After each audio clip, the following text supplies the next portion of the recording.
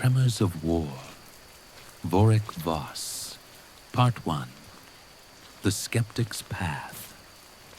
The mud was an insult and the rain was a grudge. Every step Voric took required a conscious act of violence against the earth, his boots suctioning into the black muck of the Deadlands with a wet, rhythmic protest. "Keep your eyes up, Voss," Keller barked. "The commander didn't send us out here to study the dirt. We're looking for a signature.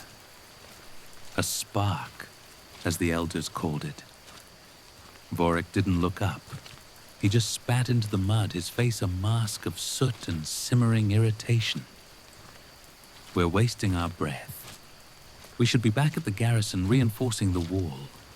Instead, we're out here chasing ghost stories and invisible currents." "It's not a story anymore, recruit," Valerius chimed in, skipping over a puddle with an annoying amount of energy. "The reports from the frontier are real. Men are pulling power out of the air.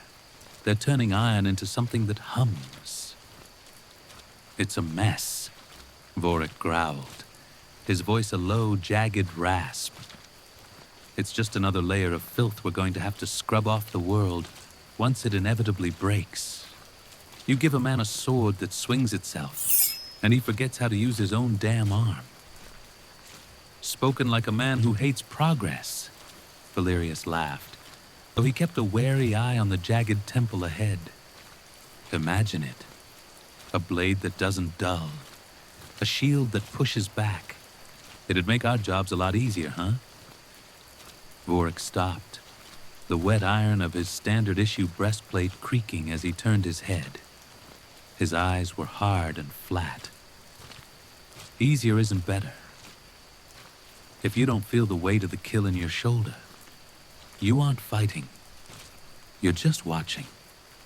I don't want a weapon that thinks for me, and I certainly don't want to spend my life cleaning up the disasters these spirit wielders are going to leave behind when their toys die out." Kelar snorted, adjusting his pack. "He's got you there, Val. Voric here is a purist. He thinks if it isn't made of sweat and miserable effort, it isn't real." "That's because he's a masochist," Valerius joked, grinning at the rest of the squad. He gestured to Voric's hip, where a battered, non-magical broadsword hung. "Look at him. He's the latest one in, and he's already the most miserable.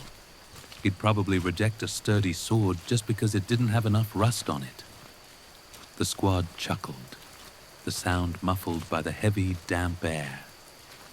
"Voric wouldn't know what to do with a miracle weapon," Valerius continued, leaning in with a wink. "He's so backwards. He'd probably try to fight the sword instead of the enemy. Voric would only ever wield a weapon that was just as stubborn and grudgy as he is." Voric didn't bite. He just turned back toward the temple, his jaw working as he ground his teeth together.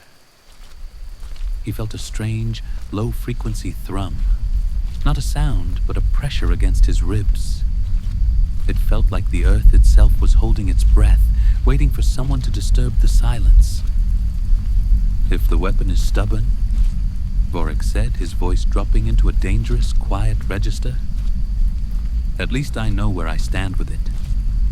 Better a piece of iron that fights me than a piece of magic that lies to me."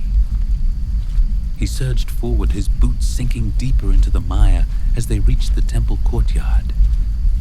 The air here was different, surreal and stagnant. The ruins were vast, built by a civilization that had mastered the world long before the Ironbloods ever drew breath.